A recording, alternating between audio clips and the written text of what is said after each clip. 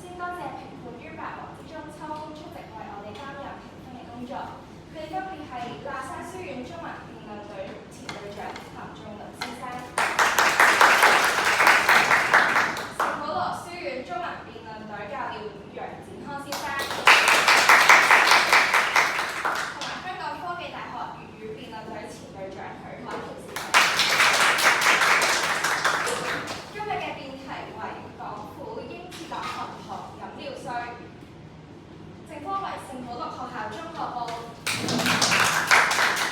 反科為野雞中學。喺介紹雙方辯決之前，先為大家講解今日嘅賽規。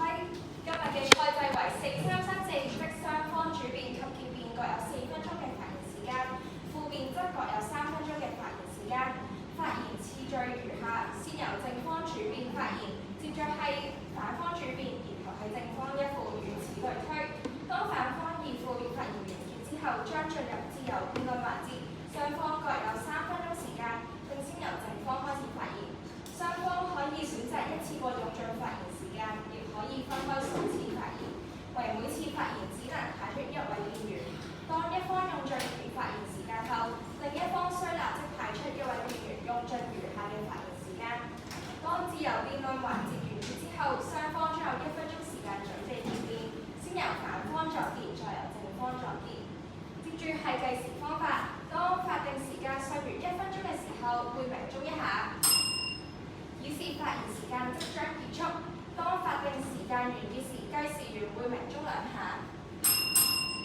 以示發言時間已經完結。接着會進入15秒嘅緩衝時間，15秒嘅緩衝時間過後，即15秒零1秒，計時員會鳴鐘3下，便會開始扣分。扣分制度如下：每5秒為一單位，不足5秒亦在5秒計算，最多扣除31分。當辯員超時25秒之後，計時員會鳴鐘送下。此時辯員必須立即停止發言，而自由辯論環節則不設緩衝時間，發言時間以計時員碼標為準。比賽一切發言均以粵語進行，如比賽過程中有需要使用外語，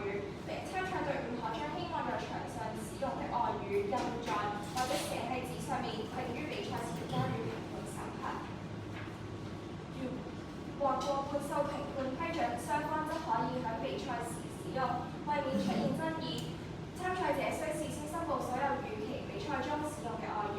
評判應批准參賽者於人名、書名或者專有名詞使用外語，為範圍由評判決定。各台上辯員於比賽進行時，不得與台下觀眾有任何交流。請問雙方主辯有冇問題？假如沒有，就開始介紹雙方辯員。首先係正方主辯結辯為陳成恩同學。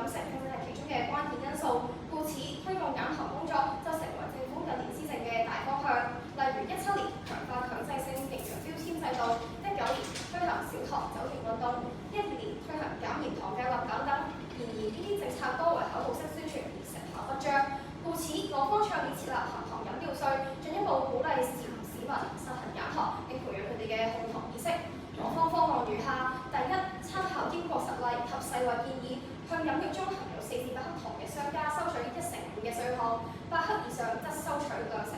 第二，喺正式推行上岸之前，俾2年嘅緩衝時間，製造商調整配方，期間唔收稅。邊提成立與否，正要睇設立含糖飲料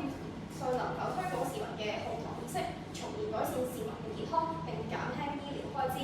港方贊成辯題，原因有二：第一，矯正消費習慣，保障市民健康。正如上述，政府過去嘅減糖政策都係以教育同埋宣傳為主，並未起到實際作用。例如喺1年嘅減糖計劃之後，有70%嘅手搖飲品店已經主動標示飲料含糖量，但係截至2023年，香港手搖飲品市場嘅規模比2019年反而增加咗40%，可見成效甚微。然而，根據消委會嘅數據，一杯手搖平均含糖量大概為30至50克不等，已經高出世衞建議每人少於25克嘅攝取量。而美國心臟協會期刊2020年嘅研究都顯示，每日飲用1至2杯含糖飲料，已經令患上2型糖尿病嘅風險增加26%。可見攝取過量糖分對於健康造成嚴重危害。更甚嘅係，香港根深蒂固嘅茶餐廳文化，亦令香港人經常無意間攝取過量嘅糖分。加深嘅一杯凍飲，例如凍奶茶、凍鴛鴦咁樣嘅含糖量，居然都達到20至30克不等，幾乎等於世衞建議每日嘅攝取量。難怪衛生署2022年嘅數據都顯示，喺茶餐廳常客入面，足42%嘅人有血糖偏高嘅問題。所以，若然香港實施含糖飲料稅，可以通過價格上調嘅阻嚇力，改變市民嘅消費習慣，同時保障市民健康。就例如香港公共衛生學院嘅研究顯示，稅項預計可以減低離婚率達至5%，5年內可以避免3000宗糖尿病新增嘅病例。第二，政府牽頭減糖，減輕醫療負擔。單係2022年，醫管局就接獲54萬糖尿病求診個案，相關醫療開支都超過80億港元。而透過改變市民嘅消費習慣，從而減少糖尿病個案，亦能夠為本港節省醫療開支。港大公共衛生學院嘅同一份研究都指出，徵收含糖飲料稅之後，預計10年可以節省40至60億嘅糖尿病相關開支少咗，再接受額外稅收，政府就可以將呢啲收支放喺其他同市民有關嘅範疇，從而更全面咁樣去保障市民健康。最後想問有方，政府減糖減咗咁耐，原來2年嘅期保率同埋15年係相差無幾嘅時候，唔收稅，政府仲有啲咩方法可以減低市民嘅糖分攝取量呢？多謝各位。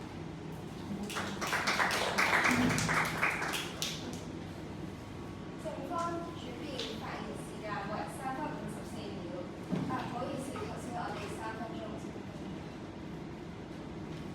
應該3分半啫。我嗰時無需求分，好似佢係30唔係最尾嘅30%。即係有啲3分半嘅第5嘅資料。即係同樣創新嚟嘅，即係1分鐘前所以佢就其實接住落嚟有請方主辯發言，有4分鐘發言時間，總結好今日嘅事件。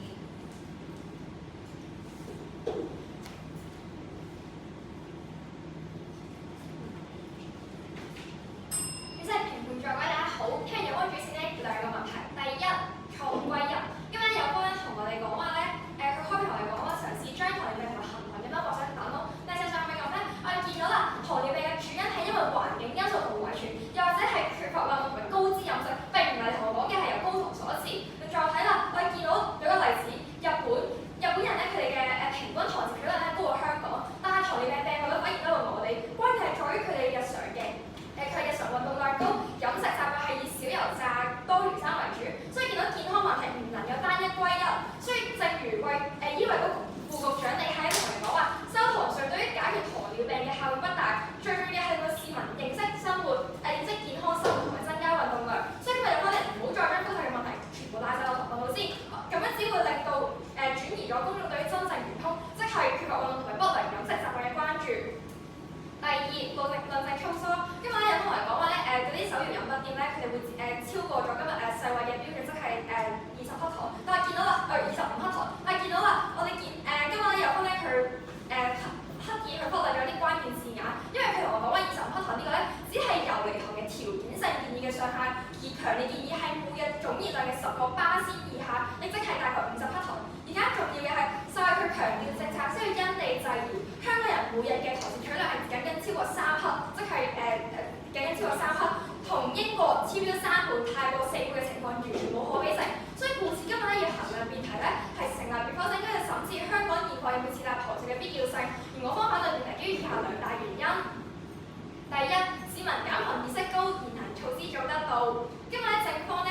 以其他國家例如佢用緊英國佢嘅啲措施去為例，我哋見到啦，其實英國佢哋每日嘅台籍取量超標3倍，與此同時執行緊其他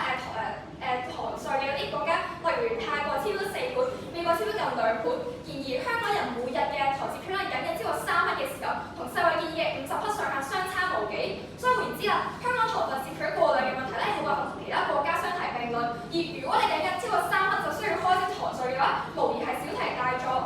所以再嚟嘅就係網上健康資訊互動平台 HealthBD 嘅數據顯示，香港市民早已經主動去調整飲食習慣，有1半市民喺外出飲品嘅時候會選擇走甜或者係少甜。更甚嘅係政府推出唔同嘅營養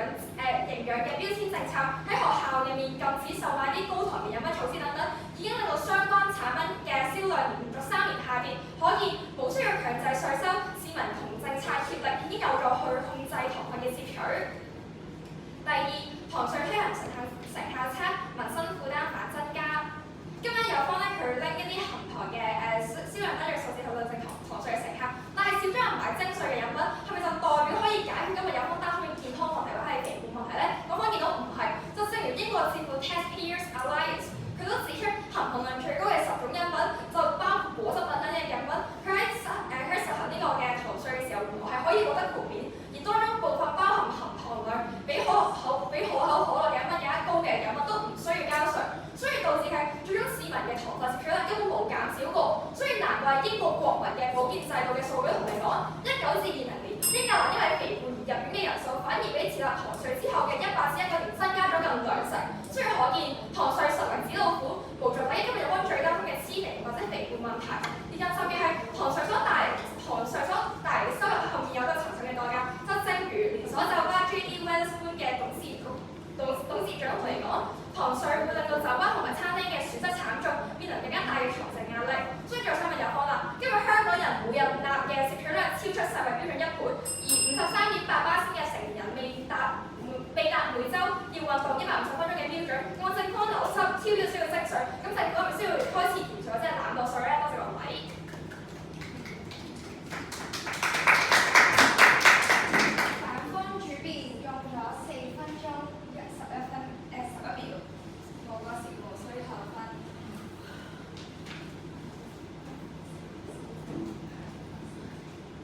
落嚟有請正方一副發言，你有3分鐘嘅發言時間，準備好請向計時示意。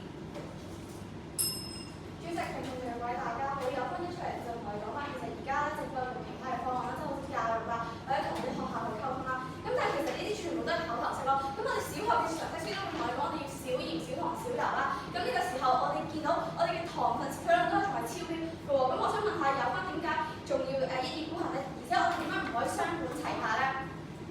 而且我哋今日有同我哋講話，我哋只不過係超咗3克，但係其實呢個係超過咗一個上限，係每日嘅攝取嘅上限。而細個係見咗我哋每日嘅攝取量應該係25克嘅時候，咁見到我哋香港人佢哋嘅攝取糖量已經超過標準，點解有方覺得唔需要去解決，唔需要去徵收呢個含糖飲料稅咧？之後有方今日就同我哋講話，原來有啲果糖佢哋嘅含糖量係好高嘅，咁但係有啲比起可口可樂嘅飲料佢哋含糖量更加高，佢哋唔需要收取。但呢個你其實有方根本冇聽清楚我方嘅方案咯。我方已經講到啦，我哋會向飲料中含有4至8克糖嘅商家收取1/5嘅稅項，8克或以上嘅收取2成嘅時候，咁有方根本喺度打緊冇文啦。咁之後有方就同我哋講話，而家嗰啲外國佢哋而且有方要打翻清楚先。我方今日唔係話要禁糖，而係要市民要有翻意識，我哋唔可以攝取咁多。而且今日啲嘢貴咗嘅時候，咁就一定會減低市民嘅購買欲同埋方便程度啦。咁佢哋會冇得隨時隨地去購買高糖飲品咯。而最後有方就同我哋講必要啦，佢同我哋講話而家香港人已經有呢個控糖意識啦。咁其實有方係以偏概全緊嘅。我哋見到而家唔係所有嘅香港人都有呢個控糖意識啦。而且就算係啲飲品嘅少糖，佢嘅含糖量都依然好高嘅時候，咁想問有方你邊度有數據可以證明香港係有呢個控糖意識啦？而且我哋都見到世衞係建議我哋去徵收呢個含糖飲料稅嘅時候，而且我哋嘅香港人攝取糖量都仲係超過上限，點解有方會覺得而家香港嘅意識係足夠，而且唔需要去徵收呢個稅項呢？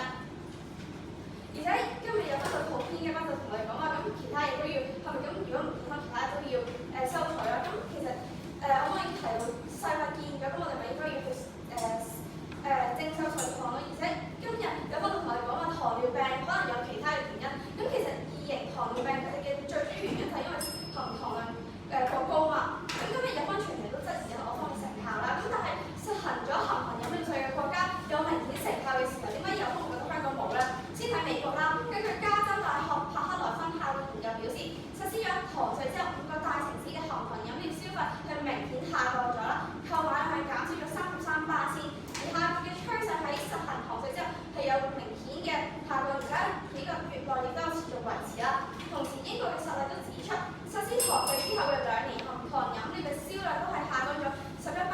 證明咗含糖飲料就係可以改變到市民嘅消費行為啦。多謝各位。正方一號用咗3分8零8秒，無個字無需扣分。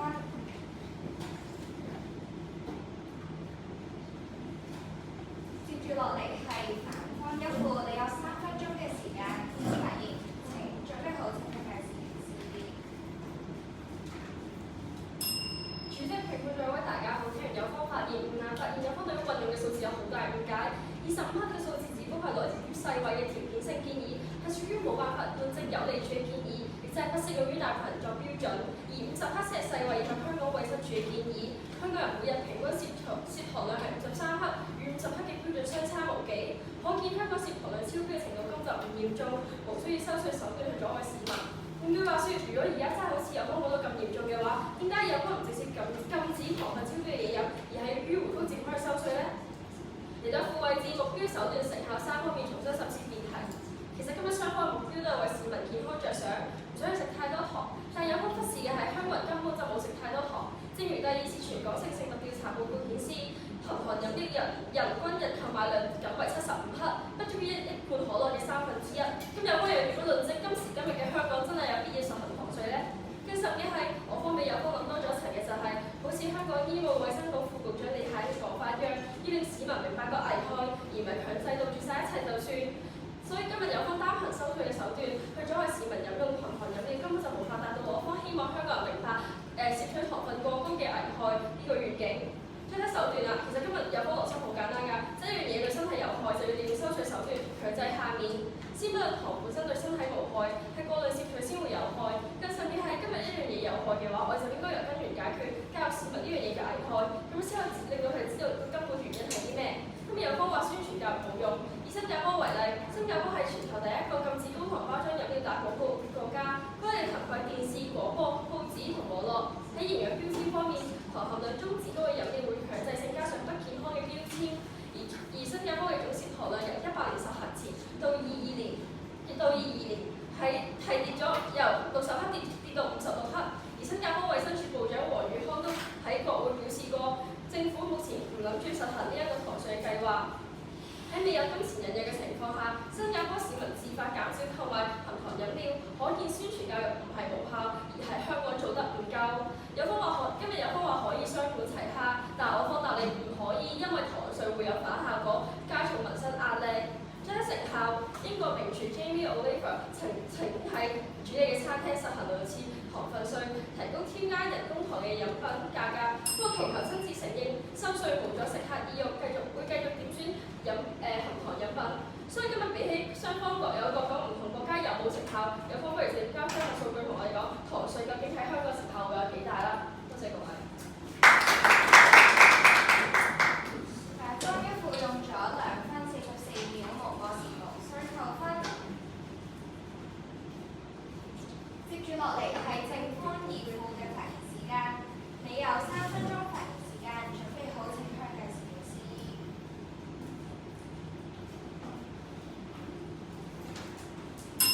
各位大家好，首先咧，方同我哋講話，其實香港人都唔係攝取好多糖分啫。咁我就同大家分享下，咁我琴日食咗啲乜嘢啦。咁就好好奇，究竟我係咪其中一個攝取過量糖分嘅人士啦？咁我發現我琴日朝早飲咗杯西牛嘅少甜嘅呢個珍奶，係60克糖。有方同埋主編同我哋講話咧，其實一杯珍奶佢都冇超到世衛個數字啦。世衛建議我哋一日淨係可以攝取50克，但係我呢杯珍奶已經60克喎，我有冇超標咧？之後咧我就好眼瞓啦，我準備辯論比賽嘅時候就飲咗杯呢個魔爪能量飲品，30克糖。夜晚食茶記加3蚊就有杯凍檸水，咁我梗係加3蚊啫嘛，20克糖。所以我全日咧就攝取咗100幾克糖。世衛同我哋建議嗱，睇翻有方個數字，有方質疑我方數字啊嘛，我就同你講啦，世衛係建議香港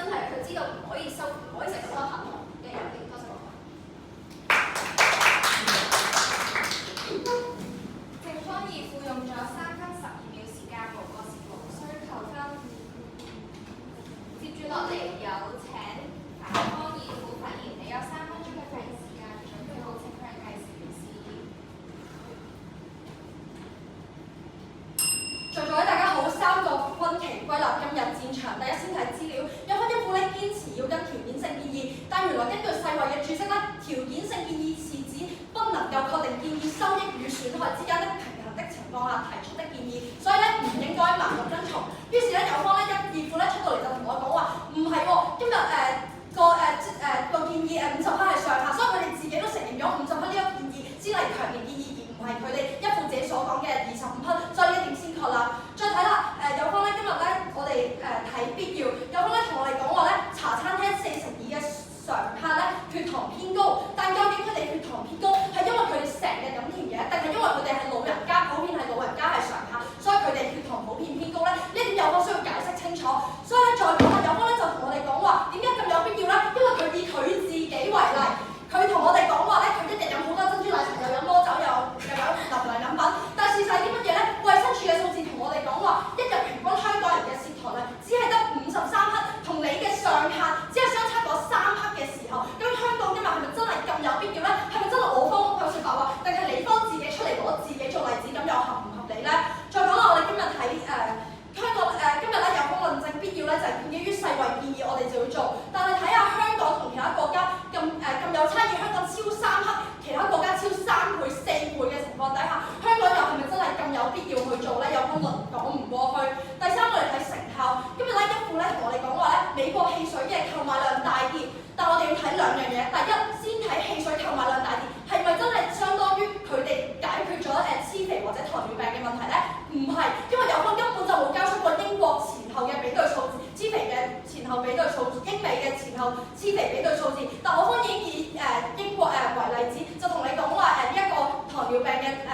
比率係不跌反升嘅。再嚟咧，匈牙利亦都係一個例子，就例如2011年推行咗糖稅之後咧，即使含糖量大減40%，但黐肥率不跌反升1成。而背後嘅原因咧，正就係因為原來民眾咧會改賣其他地方進口嘅購買嘅飲品。所以再講啦，我哋睇第二點，因為汽水量購買量大跌，背後嘅功臣係咪真係糖稅咧？見到原來美國仲有做緊其他政策喎，原來美國咧係直接禁止學校售賣高糖嘅飲品。原來銷量大跌嘅原因係因為美國唔俾喺學校度買啊嘛，而唔係因為有方你所講嘅糖稅啊嘛。所以難怪英國皇家醫學院嘅教授 Nina Modi 都指出，糖稅根本就冇辦法解決兒童嘅黐肥危機。所以我哋要做嘅咧，好似一副咁講，學新加坡啦做宣傳教育。所以講到尾咧，今日有方咧淨係為錢而為收稅而去做糖稅，但係今日做咗收稅之後，我哋今日唔做收稅，係咪真係冇其他方法去彌補呢一筆龐大嘅醫療開支咧？見到唔係㗎，一個香港大白象工程都超過過百萬嘅開支嘅時候，點解我哋唔可以開源節流？我哋偏偏要向市民開刀，加重市民經濟負擔嘅情況底下去做糖稅咧？多謝各位。用咗3分嚟改秒過程無需扣分，接落嚟係自由辯論環節，雙方各有3分鐘嘅時間，正方準備好可以向計時器示意。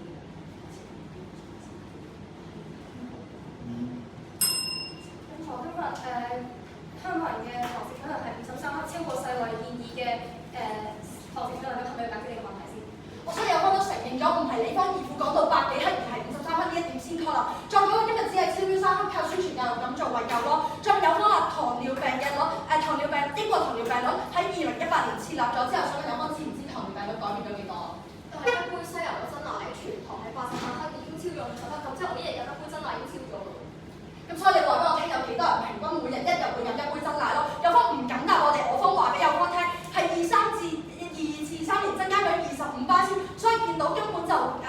冇辦法解決有方所講嘅糖尿病問題，係咪啊？有方？唔係，我方唔係同你講話，我有咗呢個稅，我就可以完全解決晒呢個糖尿病嘅問題。但我想問，而家攝取太多糖係咪要解決先？所以有方都知道，因為根本收完糖稅都解決唔到問題咯。所以再講啦，問題需要解決，但係有問題先需要解決。我方已經同你講咗超標3呢個問題根本唔要做，好似新加坡咁靠宣傳教育解唔解決到啊？有方？唔係，佢唔係超過個標準，佢超過個上限嘅。你方同我講唔知泰國超咗幾多，咁你泰國一齊做咯，唔代表香港唔使做㗎嘛。另外你方同我話，我哋寶安成效第2副咪同咗你講，香港大學醫學院俾咗數據，係可以降低其中100%，呢個咪就係緊要嘅成效咯。係呢個係香港大學預計嘅數據，但係話俾你聽，英國糖尿病率不跌反升，匈牙利肥胖率不跌反升，呢一點有方點解釋啊？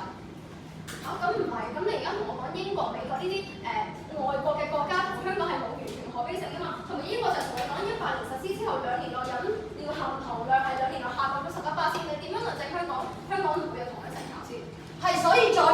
含糖量減少咗，唔代表啲人攝糖量少咗。即係有方咪請直接交出數據，攝糖量係咪真係減少咗啊？點解冇得減少？因為呢個政策未完全實行，我都冇辦法同你講實際資料。但係香港大學咁有權威性嘅資料就係同你講佢會有實際成效啊嘛。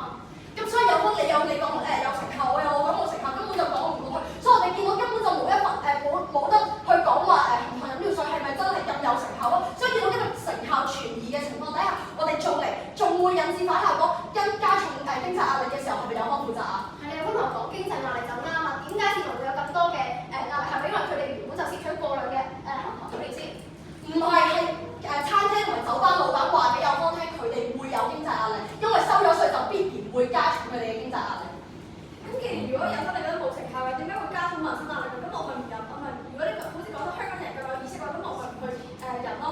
有方搞清楚兩步，第一步係收稅，收稅係喺你未買之前生產嗰刻已經收咗稅，所以必然會加重呢一個經濟壓力。再講第二步，啲人加咗稅之後仍然去買，所以加重嘅壓力唔係民生，唔止係民生嘅經濟壓力，而係餐廳同老闆嘅經濟壓力。再問有方啦，唔知問啲咩？你答。其實我唔係好明有方同我講啲乜嘢，因為個邏輯就係點解市民嘅壓力會加重，就係因為佢哋原本就買好多嘅含糖飲料，我係咁飲可樂，所以可樂貴咗，我壓力就大咗。所以既然佢哋真係原本飲咁多可樂嘅時候，咁我徵收呢個稅有咩問題？咁咁多可樂真係唔啱啊嘛！有方想問下稅係向生產商收定係向市民收啊？你向生產商收完之後，咁佢會推落俾啲市民度㗎嘛？好啦，講到尾咧，有方同我哋講話咧，今日要做含糖飲料稅咧，其實係因為佢一個超標問題好嚴重，但係咧一副同你講咗啦，全港性食物調查報告顯示，含糖人均購買量僅係75毫升，不足可樂嘅1/3。有方點論證有必要啊？係啦，所以有方已經答唔到我啦。所以喺市民壓力係因為原本已經攝取太多含糖飲料，所以我徵佢稅都冇問題。呢個問題咧就完咗啦。問下一個嚟，有方你覺得太過攝取咁多糖分，你覺得佢唔啱，但係佢冇做，咁點解唔叫佢一齊去收呢個稅？有方睇清楚資料啦，泰國做緊，泰國超出4個國家有標準啦，香港超出3毫克嘅時候，你話俾我聽必要性喺邊啊？咁咪啱咯，泰國有做呢個稅，咁佢咪好咯，咁我哋都超出咗個上限，咁我哋都要做啦。香港同泰國有冇可比性啊？點解冇可比性咧？咁大家都係超咗上限啊嘛。另外就係我想問你方所講嘅反方有咩成效啊？喂，同你講咗新加坡嘅含糖量攝糖量減少咗。今日我同你講話咧，我呢個含糖飲料稅咧，香港大學同你講預計成效，外國同你講外國成效，咁有方同又唔承認，咁點解今日你個新加坡嘅嗰個成效又可以套落我方嗰度？因為新加坡喺實施之後，總攝糖量由2018年實施前嘅60克跌到2012年嘅56克咯，好明顯就比較成效。你嘅宣傳教育係有效，而係做得唔夠，所以你先會覺得冇效啊嘛。所以好簡單就係雙重標準。我同你講話含糖飲料稅嘅成效，就係外國同埋香港預計，我都俾咗你嘅數字。有方同學唔肯聽，所以我問你教育有咩成效，宣傳有咩成效？有方同我講新加坡，但係佢又講唔到點解佢唔理我嘅英國成效，唔理個香港大學成效，但係就可以聽你個新加坡嘅成效。但係反觀我見到香港係點樣？香港其實咧，佢有減鹽減糖計劃啦，然後學校又冇宣傳啦，學校都唔俾買真奶啦，唔俾買啲咁高糖飲料。但係香港嘅含糖攝糖量仲係超標嘅時候，咪就係證實緊行咗咁多年教宣傳係冇用咯。有方唔係我方雙重標準，而係你方同我方交出嘅數字唔同啊嘛。二副同你講咗啦，你交出嘅數字係飲品銷量大跌，所以飲品銷量大跌嘅情況底下，根本就唔係攝糖量大跌。我方同你交出嘅數字係攝糖量大跌喎，咁咪論證緊解決咗你所講嘅問題咯。但係你方所講嘅根本就唔係論證緊你哋嘅成效嘅時候，咁又點樣可以論證議題啊？匈牙利2011年9月生效嘅呢個含糖稅咧，19%嘅人減少咗含糖飲料嘅攝入量，呢個係咪有方同想聽到資料？所以匈牙利肥胖率不跌反升，最後咪又係冇用。但係佢攝糖量低咗喎，咁我想問你有方同，既然你係我交代呢個數據，我俾咗你有方同又唔聽喎。咪咁所以有方你解釋翻點解佢攝糖量低咗，佢仍然會不跌反升，咪就係你個糖稅冇用咯，有方。咁但係而家今日香港大學都同你講話，佢個肥胖率會跌呢個5%，咁點解香港大學嘅例子又唔可以聽啊？好啦，有方退啦，匈牙利講唔過去，同我哋講香港大學嘅例子，但係香港根本就未做糖稅，所以你交出香港大學嘅預計成效，咁我哋見到其他個根本冇成效，多謝各位。你仲有4秒，聖保羅學校你仲有4秒。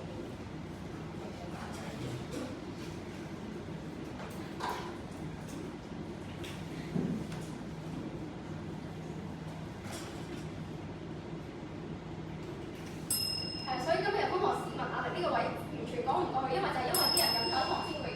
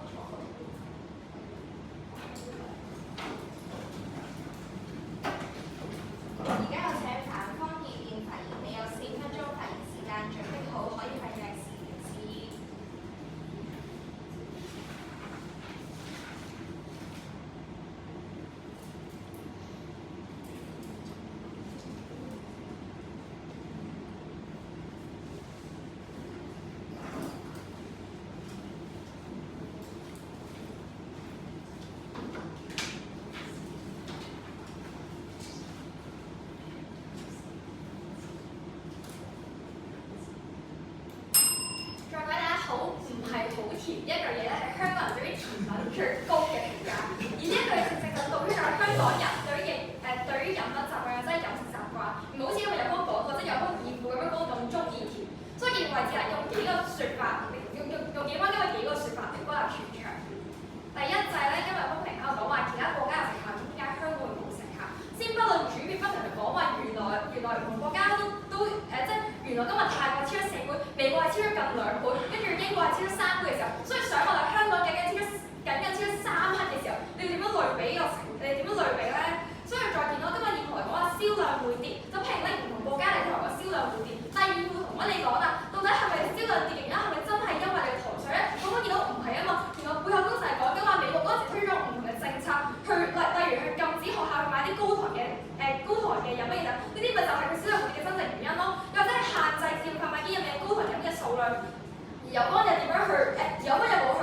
再進一步去論證話因為其實有關冇進一步論證話糖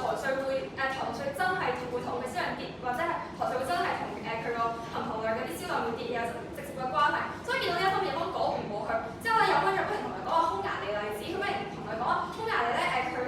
加咗糖之後咧係真係飲少咗嘅啲人，但係先官問到我方不停同佢講匈牙利嘅例子係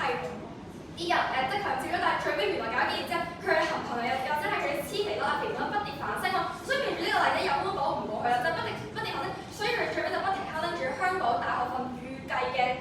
預計收完稅之後個肥率下降嘅例子嚟講，但係我可以見到你同我拎預計數據，但係我可以見到現行實行嘅國家又或者係殘忍嘅國家，佢真係冇成效啊！甚至乎另個政策會帶嚟我方為嗰反效果就會令到嗰啲商家會佢哋會有財政嘅壓力，呢啲有方都講唔去論證唔到，佢最尾就同人講話咩咧？就同人講話咁，所以呢一件事係咪就係所以其實話呢件事有論證唔同，我方論證緊就係話原來現時真係會有商家會個香港人嘅財政會太高，跟住有商家咧會因為要交稅，所以會令到佢個稅收令到佢嘅財務壓力增加咗。但我可以見到啦，原來你稅收係分2步啊嘛，第一步係你生產嗰下就要交稅，再嚟嘅就係嗰個商家即係商家賣俾消費者嘅時候，個稅項轉嫁俾消費者咯。所以見到原來你生產嘅時候都會有稅收就，所以呢個咪就係我方為嚟講話你會增加咗生產商佢哋稅收或者佢財務壓力嘅部分咯。所以有方有第二個講法啦，就同人講話咧糖稅真係會令到市民會令到飲品嘅銷量下跌。匈牙利例子同人講咗論證咗就係話你銷量係跌，你銷量係減少咗係跌咗18%，但係肥率不跌反升，你講唔過去。跟住咧就不停同人講話咧又或者係同人講話咧背後有其他唔同國家做完之後咧都係會飲少咗會跌咗，但係見到其實原來唔同國家佢最後都係有風，因為有風唔係手段，所以我哋見到啦，有方最記得翻個反駁同人講話咧點解香港以前做嘅宣傳教育唔夠，所以咧就會令到原來香港人嘅攝糖量都好高，但係見到新加坡做得成功喎，所以咪正就論證緊宣傳教育係真係有條即係香港做得唔夠多啫嘛，所以今日有乜咁擔心嘅係話做得唔夠多隻，所以我哋又可以講下新加坡，我哋可以再將啲宣傳教育做得更加足嘅時候，咁點解佢唔咁樣做得足會有成效嘅？咁點解要好似因為有方強行嗰啲懲罰性質嘅稅收，去令到加大市民嘅壓力咧？因為有方講唔過去，所以見到啦，今日咧糖稅咧喺有方眼中咧係一個仙丹妙藥，可以咧好似拯救世界或者係拯救大家咁樣，拯救大家健康咁。但係我方見到唔係嘅，原來你今日將個稅講好似萬藥咁樣靠佢乜嘢都解決到，但係我方其實從來都冇反對過政策原意，我方同美方一樣都係想為咗香港市民為咗大家嘅身體健康。但我方見到啦，你而家香港超標3克嘅時候，點解你強行增加個稅項，增加佢哋嘅負擔，增加佢哋嘅負擔咧？所以政策原意我方冇反對過，即係我方見到現況又即係我方可預見嘅將來係冇需要有呢個稅項嘅位。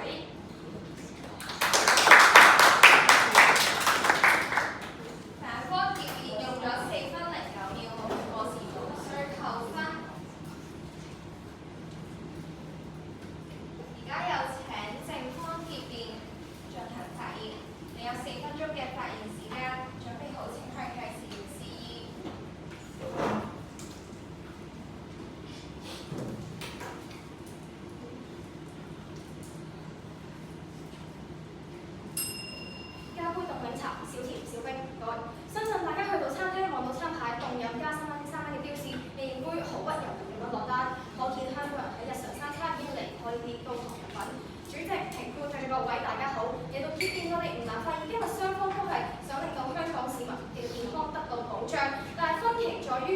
含糖飲料稅係咪能夠全面地改善市民現有嘅問題？跟住全場咧，其實今日郵科都只係同我哋講宣傳同埋教育，其實佢哋都知道我哋係要需要呢個解決嘅問題。但係我哋今日全場都係論證過啦，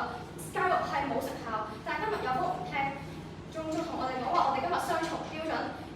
但係今日郵科唔係雙重標準嘅，今日咧我方已經舉咗外國含糖量下降嘅例子俾你聽，消費量係會令到消費量係下降，攝入量亦都會下降。但係今日郵方就喺度同我哋講話新加坡呢個例子啦，咁同我哋講話佢係會有成效，但係今日郵方根本就冇論證過新加坡度有啲咩可比性啦。同埋我方今日已經舉咗外國嘅例子俾你聽，香港大學嘅預計成效俾你聽，但係今日郵方完全唔聽，就係對我哋好苛刻，就係覺得我哋需要俾太多論證責任我哋。同埋今日郵方又同我哋講話，我方今日冇交出呢個肥胖數據，但係我方就唔明白到底呢個肥胖嘅數量人肥胖嘅佔比上升，到底係咪真係會關呢個攝糖量事咧？但係我方就係知道，如果佢含糖量下降，咁呢個就一定係對呢個市民好㗎啦。咁再講啦，今日郵方咧係有兩大方面同講唔過去嘅。第一，今日郵方就係同我哋講話呢個市民壓力講唔過去啦。但係今日郵方忽略咗背後嘅邏輯，就係我哋係因為市民佢好中意飲呢一啲嘅高糖飲品，如果我哋將呢個稅項增加嘅話咧，咁呢啲先會造成呢一個嘅壓力啦。而生產商亦都會係將呢啲嘅壓力推落呢個市民度，咁從而就可以令到市民去減少佢嘅購買量。咁所以郵方今日去啦，佢今日就講唔過去啦。第二個位，今日郵方第二個論點同我哋講，香港其實係有控糖意識，但係今日我方議府都同你講過啦。根據2024年嘅調查顯示咧，90%嘅首頁店提供無糖或者代糖嘅選擇，但係只係得35%嘅消費者係會長期選用。可見咧，今日郵方所講嘅香港人有呢個控糖意識咧係唔成立嘅。細個嗰陣，啱啱同我哋講，如果食咗糖，飲半小糖嘅可樂就可以抵消翻啲糖分。在座各位，唔知大家有冇留意喺 YouTube 上面 TLC 呢個頻道咧？呢句説話正就係出自經營呢個頻道兩個嚟自美國體重過百磅嘅姊妹。相信美國肥胖問題大家都唔陌生，而主要原因就係因為美國有住進食高糖分、高脂肪食物嘅風氣，汽水、啤酒高糖嘅人皆知。咁到底同香港有啲咩分別呢？原來香港嘅飲料更加多元化，令市民就算飲完一杯高糖飲品都唔知呢杯嘅飲品係高糖。可能在座各位今日聽完呢場比賽之後都會食飯，都會去茶餐廳嗌翻杯凍飲。其實我哋日常生活入面嘅高糖飲品無處不在，喺茶餐廳買嘅一杯凍奶茶，喺便利店買嘅能量飲品，甚至喺手搖店買嘅一杯珍珠奶茶，都係香港市民茶餘飯後最常飲嘅飲品。試問在座各位有冇喺飲之前仔細研究營養標籤上面嘅飲品含糖量，或者去上網搜尋呢茶餐廳一杯凍奶茶嘅含糖量呢？喺呢個講求快捷嘅香港，你少少時間去研究呢啲嘢，好似變得冇乜可能。而政府面對呢個嘅現象，正正就可以通過徵收含糖飲料稅，令到市民感受到實際嘅影響，而唔係連自己飲咗幾多糖都唔知。嚟到最後，我哋不妨想象一下，雙方今日心中嘅香港係點樣？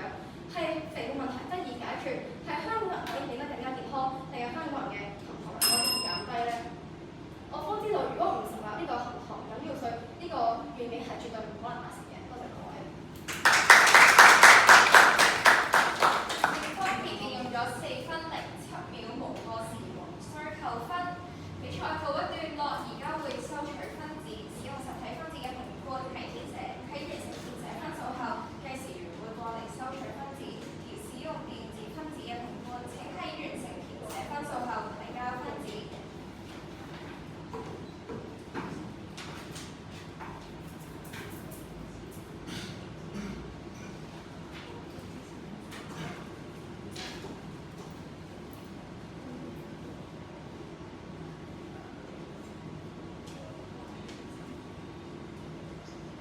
最佳辯論名使你同佢有啲咩？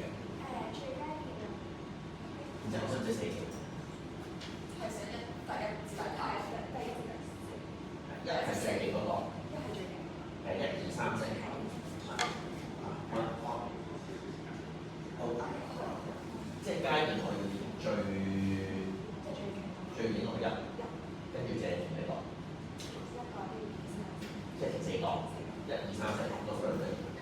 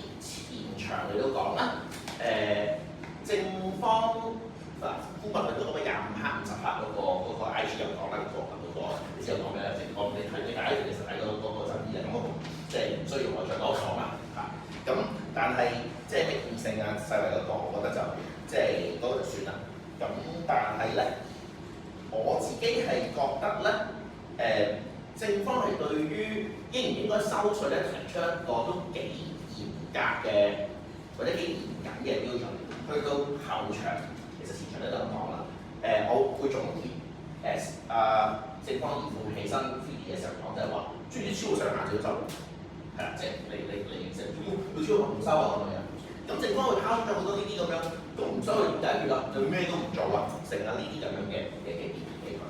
咁但係正方喺成件事要證明成效呢件事咧，我覺得係陷入咗一個可能係俾反方嘅資料嚇到或者有啲hitters 嘅去到中段嘅時候，正方話：喂唔係喎，減咗含糖飲料嘅銷售量都唔代表解決呢啲問題喎。我用煙草商嘅講法就係、你想我哋賣少啲煙，定係啲想啲市民健康啲？呢個係我哋成個政府嘅問題。咁似乎今日反方都有類似嘅，就係話我賣少咗啲可口可樂嘅銷量少咗，代唔代表市民健康啲？咁佢又有幾個數據咧，又係有啲地方就話反升啦成啦。咁呢個其實去到自由辯論先至，即係有個好正面嘅解釋，就係話即係其實點解會有啲數據咁就出現咗一個話你又有你嘅數據，佢有佢嘅數據，你又話佢冇可比性，佢又冇可比性，嗰啲好無聊嗰啲兩邊都冇俾分嘅嗰啲 discussion。但係我諗正方都其實都幾即係佢只係可以用兩樣嘅 proof 嘅啫，一係就係你所講嘅香港大學公共衞生學院一個比較authoritative 嘅 projection， 你都好似你話齋未生效，咁我哋係俾個好嘅數據嚟。好啦，佢記得咧係有5% 嘅過度肥胖率咧係會減低，同埋咧會少咗3000宗新增嘅糖尿病個案。有反方就唔係做，反方就話我睇到好多國家，包括英國、包括匈牙利嘅實驗咗之後咧，反而嘅肥胖率係特別發生嘅，或者 diabetes 或者糖尿病咧係特別發生嘅。咁就發掘咗一個説話嘅東西啦。嗱，其實我唔知我有冇理解錯啦。正方其實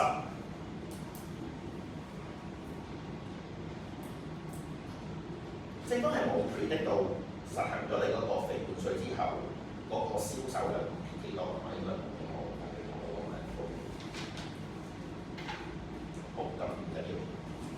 嗱，我覺得反方今日欠啲咩咧？喺呢方面，你係欠一個話得多我聽。當然你哋想質疑佢嘅成效，冇成效啦，嗰啲冇評估清楚㗎啦。咁亦都即係喺嗰個論述嚟講，都係強嘅，即係你哋嘅技巧啊，成效嗰啲好多時都攞到嗰個嘅車乜嚟買新啲嚟簡單講句。咁但係咧喺嗰個原因點解你哋覺得糖稅係冇成效咧？呢個咧你係俾出咗幾個唔同嘅説法俾評判。咁但係咧呢幾個説法咧係唔係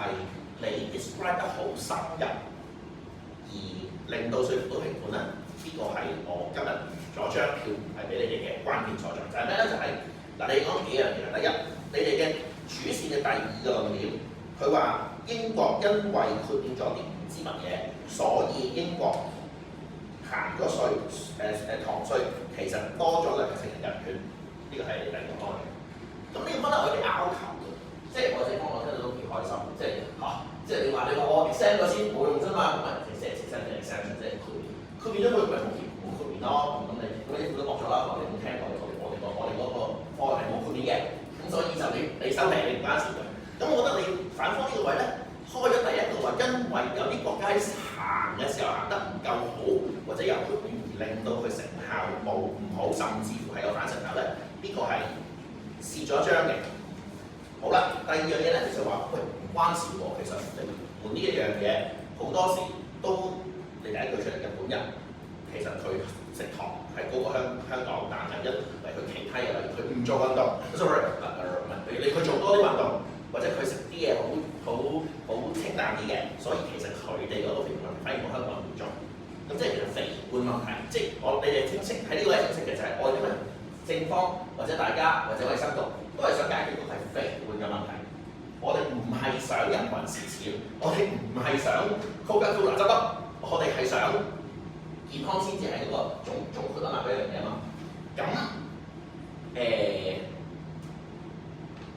嘅，我覺得呢個位係你哋幾突出嘅一樣嘢係強嘅。但係正方冇問到嘅一條問題咧，就係、其實你唔係冇問，你覺得唔夠重嘅問題就係、我就算係其他飲食或者生活習慣行為不變都好，佢食少咗糖係咪好先？即係佢係啱就話唔係㗎，你就算食少咗糖，但係佢一樣咁嘅嘢翻嚟，一樣勁肥勁鹹嘅嘢都食嘅時候，一樣會做，俾人做死嘅一樣會好多病嘅喎咁樣。咁但係我諗正方要問嘅一個提出一個問題就係話，而家當然一個人嘅健康好多嘢都成日成日去啦，係咪？咁今日嘅議題討論嘅係攝糖量呢個問題，係食糖呢個問題，幾分落食鹽落食油係食糖呢個問題。喺食糖呢個問題上面，我呢一樣嘢呢一個稅收減唔減低到佢食糖嘅量先？我係喺咁多題題之中，其實你唔好同我講其他。咁當然你話佢咁你叫啲人做呢份嘅要啲人冇打咁多機嘅，要啲人做嗰啲運動，嗰啲係其他政策決定啦，係咪？咁今日條件係講食糖啊嘛，食少糖係咪好先？對於健康呢個我諗係我 expect 正方有問咗兩次，但係我覺得呢個反而正方我覺得比較喺呢個位排得比較強嘅一個位。咁呢個亦都冇人答唔係嘅，其實即係你冇得答話其實食成杯糖咁樣落去同埋飲清水係一樣，咁你唔會答得出啦，係咪？正如我做煙草商我都答唔出啦，食煙係危害健康嘅，食煙係最好唔好食嘅，呢個我都係要講嘅，係啦 ，OK。咁所以反方喺呢一個位度咧，又有第二個即係第二個講法就係呢個其他生活習慣呢個講法咧，我覺得係講得到去正方比較係唔足夠嘅。第三個講法有少少聽到開始嘅講法咧，就係、佢就算唔喺正常途徑，即係喺餐廳或者超級市場買到糖飲嗰度咧，其實唔代表佢食唔到糖。係啦，即係你唔知講咩，唔知咁你邊個地方喺外面嚟到咁樣啦。咁當然正方可以，咁當然正方都可以講埋。咁我唔會 accept，我連內地嘅都收埋啦咁樣。咁但係我嗰個講法咧係，即係。因為我又真係經歷過新加坡個 discussion， 即係好多時咧嗰個 discussion 就會去咗咧，就係話，喂，其實糖稅咧只係管到一啲喺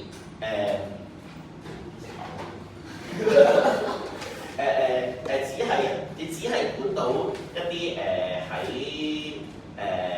超級市場賣貨架上面嘅嘢嘅啫。因為你去到茶餐廳即係 first of all 廿3蚊就飲，23蚊你變動飲嘅啫。咁但係你喺嗰個貨架上邊賣到嘅嘢咧，先至係可以管轄到嘅嘢嚟。你茶餐廳我不記得幾多間糖係食你管到嘅，咁代唔代表我收咗糖稅之後，我喺茶餐廳就會食少少糖啦，或者少啲糖啦？即係你係含糖飲料稅啫嘛，我煲茶餐廳嗰盤3糖都係唔收到。係，即係會有呢啲咁嘅 discussion， 即係你新加坡嗰啲 contact centre 咯，即係嗰啲即係配商啊、大檔嗰啲咁。咁嗰啲有豁免喎。咁如果我係一個人真係好想食甜嘢嘅時候，其實我可能會去嗰啲地方，就唔係去正規。因為喺執行上邊好多會有好多其實你未必係因為收到糖稅管轄到嘅地方，係啦。喺我個世界就係私煙啊，即係 illicit 嘅 cigarette。咁係即係你有睇少少嗰啲講，你可以睇少少嗰啲講，即係 I mean 一啲我喺正規嘅地方買到嘅一啲貨品，你減低嗰個量，唔代表你要減低到整體市民嘅攝糖量。你哋話係睇咗少少，即係反方今日對我嘅個位嘅問得地方就係佢係有幾樣嘢去講嘅，我都係 get 到你想講乜嘅，但係其實你嗰個 elaboration 咧唔係好足夠，即係你都係真係要話得俾你點解，即係當然佢哋都要 prove 個成效到啦，咁但係你哋。有幾個論述嘗試去 prove 嗰個成效係唔得嘅。有幾樣嘢出咗嚟，但係幾樣嘢都好似即係到喉唔到肺咁樣嘅，或者偏重啊。咁呢個係我今日覺得反方即係雖然今日對個比賽嘅第一個評，即係個走勢嘅第一個評語啦咁樣。咁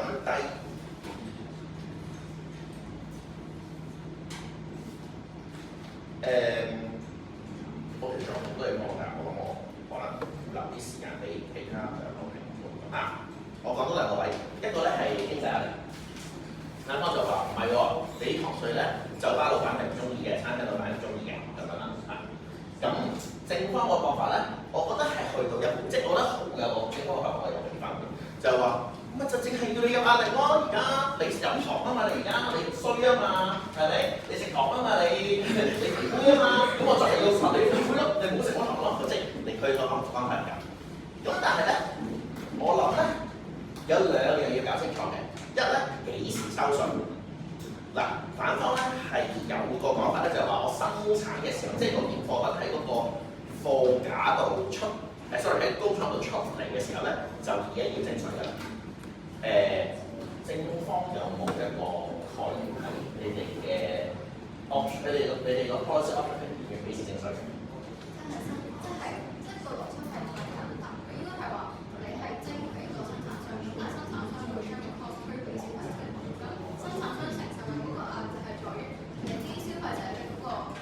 價錢貴咗，咁就少咗人買，所以生產商都會有嗰個。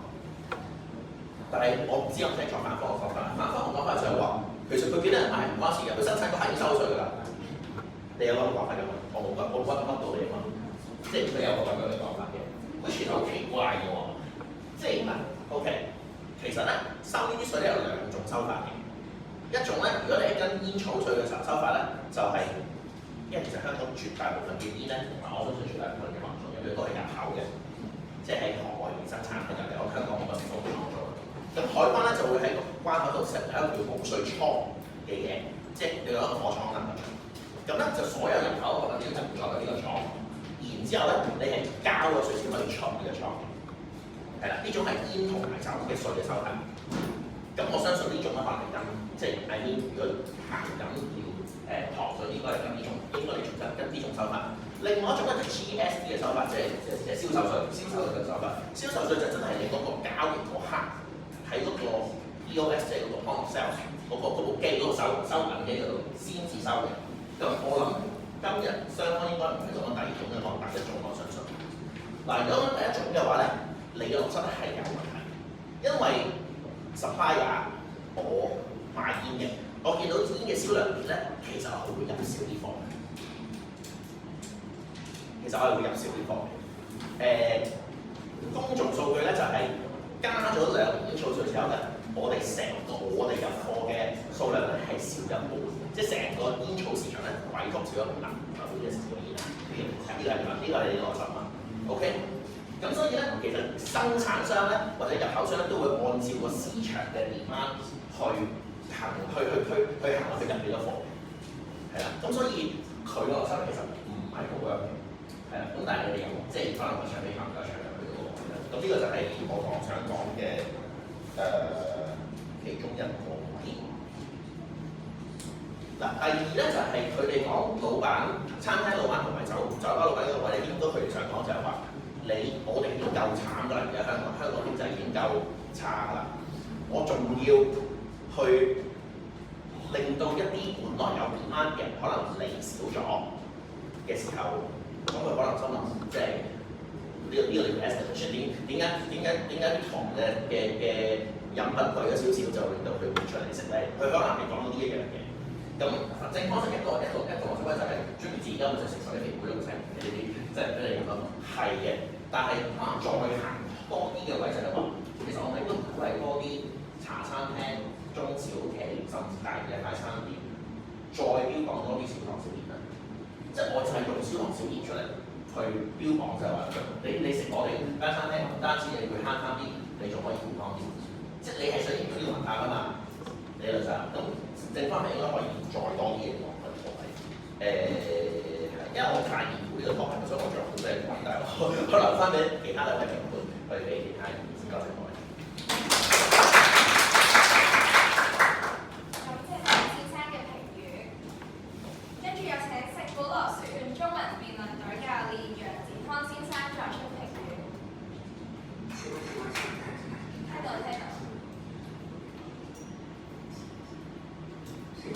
聽到啊，聽到咁啊。好，非常好，非常好嘅文化，就係高量嘅需求，唔能夠呢種調查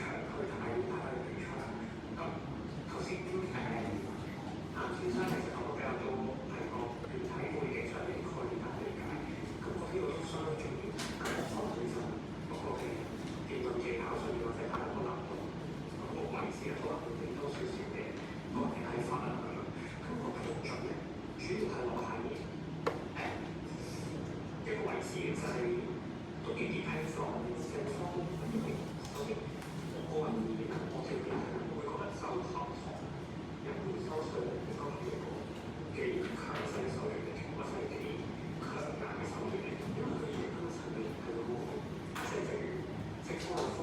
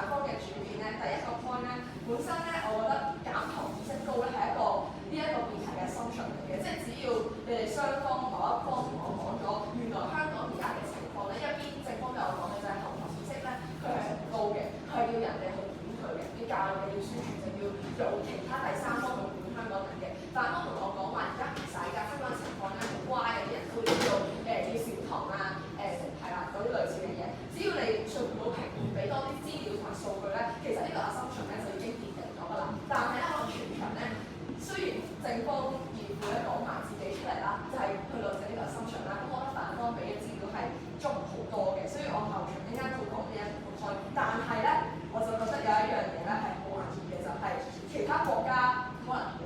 美國超咗4倍，香港咧只係超咗少少嘅啫，唔可以小題大做。呢一個係有啲難聽嘅，其他人超，然後同香港做比較，呢個 picture 咧即係話俾我聽，全球其他國家發生啲咩事，呢個 picture 做得啱。但係咧就唔好講到，因為其他人超得好勁，香港咧超咗3 gram 啫，雖然冇咁勁，唔使收㗎啦。咁我覺得少少難聽，但係你可以俾個 picture 俾大家聽，有咩國家收咗，然後冇成效嘅，咁就夠啦，就止步於呢度。如果唔係個推論咧就好奇怪，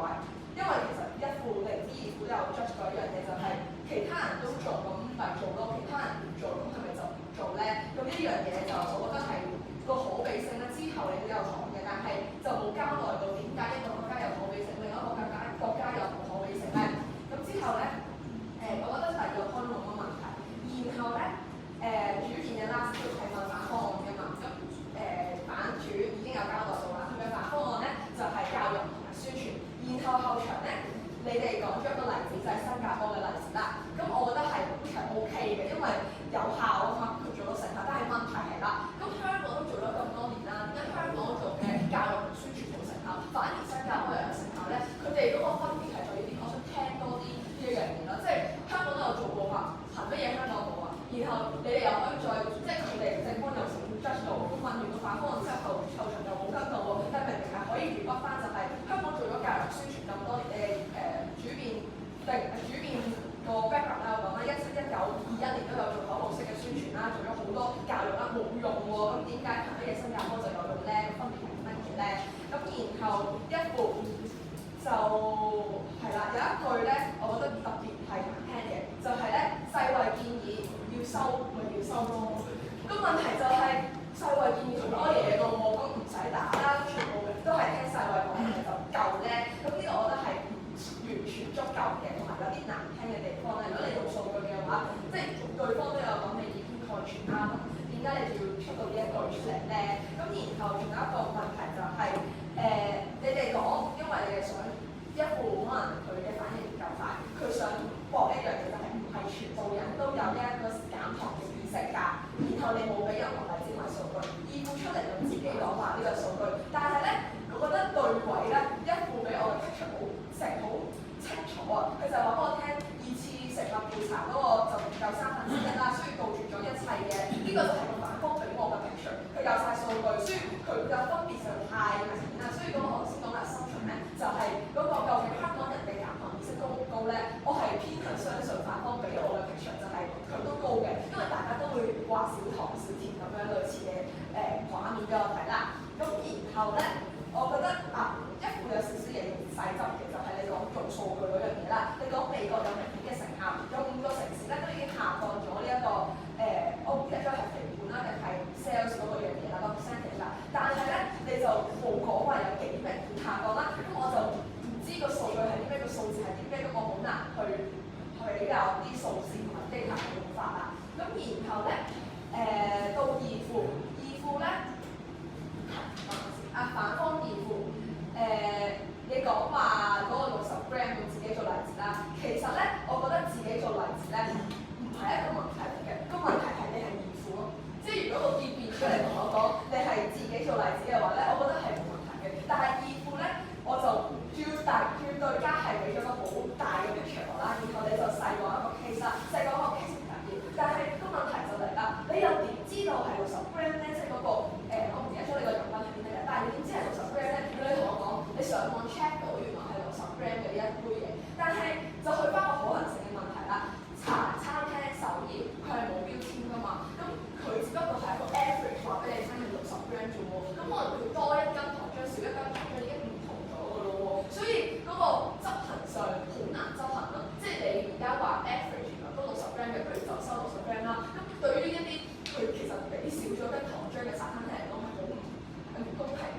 項呢樣嘢係強制性嘅喎，咁你點樣可以喺呢一個強收錢嘅一個過程底下做一個公平嘅foundation咧，其實係一個好難嘅事嚟嘅。然後二副咧，我本身覺得你用資料係冇問題，直至到你聽咗一個資料同我講話，美國咧都直接用咗禁止效期呢一個含料稅啦，咁所以咧佢先做到呢一個減低咗個減糖嘅 percentage 啦，即係佢講個成效啦。你話佢都有含料稅喎，但係含料稅冇成效喎，個成效係歸咎於佢用咗呢一個直接禁止呢一個校園飲含料稅先有效喎。咁問題就嚟啦，本身咧我覺得呢一個都係冇問題，直至到我諗翻起你哋主言講一樣錯誤歸因，咁你又點知道你本身嗰個成效係歸咎於呢一個 policy？係歸咎於含料稅咧，然後我就喺度諗，咁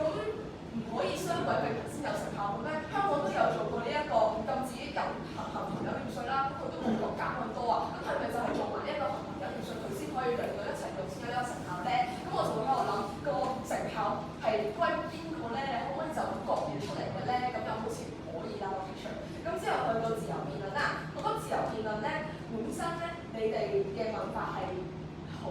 啲嘅，直至到你講咗一句唔知問乜嘢，然後咧我就開始咧覺得嗰邊咧係問得好啲啦，因為咧你哋講咗一句就係點解，即係我就會成場第一次開場嘅時候咧，我就問點解超3 gram 要收，超5倍又要收，即係嗰條界線係啲乜嘢？係咪只要超過咗世衞嘅嗰個上限就要收咧？咁如果係嘅話，好多香港嘅世界呢一個好多世界國家都要收嘅喎，咁點解嗰條界線就係如果上限過咗就要收咧？即係點解過咗5倍先要收？叫做 over 咗好多，所以要收咧？嗰條界線係啲乜嘢咧？但係兩邊咧都冇交代過俾我聽啦。佢就係話3 gram 太少啦，唔使收。另外一邊就話3 gram 都過咗上限，所以要收。咁係冇任何結論啦。然後咧就去到可比性嗰樣嘅。你哋話其他國家都冇可比性，但係你哋又用其他國家嚟做比較嘅喎。咁我想問下，咁邊啲國家先有可比性咧？係啦，呢個就係個問題。但係冇人話俾我聽個可比個比係點樣比，因為你可以用亞洲地區去比，你可以用美國或者去用英國去比，但係你又有人就同我講話因為香港都係葉邊啊，葉邊就同我講話香港嘅飲料咧就多元化啲，有凍檸茶啊，好多唔同嘅飲品啊，但係其他英國美國咧冇喎，咁個可比性又去咗邊咧？咁你前場英國美國嚟做比較嘅喎，但係又冇人同我講個可比性係啲咩，所以我兩邊咧我都係冇加分同加分嘅。然後咧就去到收稅嗰個 target 嘅 target group 係乜嘢？本身咧我係聽得明你哋講嘅嗰個 target group 係收嗰個生產商嘅錢，而唔係收飲嗰個人嘅錢啦。但係個問題就係因為呢一個稅項咧，其實我唔係即係特別清楚啦，可能因為明會清楚啲啦。但係咧，我覺得你要話俾我聽嘅就係點解佢加咗個生產商嘅錢，然後佢轉移俾嗰個消費者，就可以做到呢一個阻嚇性嘅作用，有呢一個成效喺入邊，而唔係直接可能係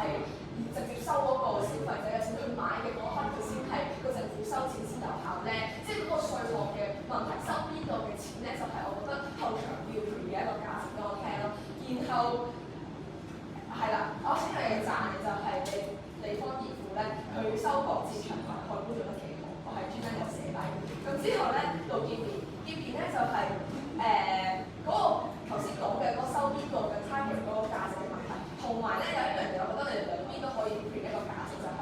收稅同埋教育嘅嗰個對比其實好強，因為收稅係一個強制嘅措施啦，教育同宣傳係一個軟性嘅措施啦。咁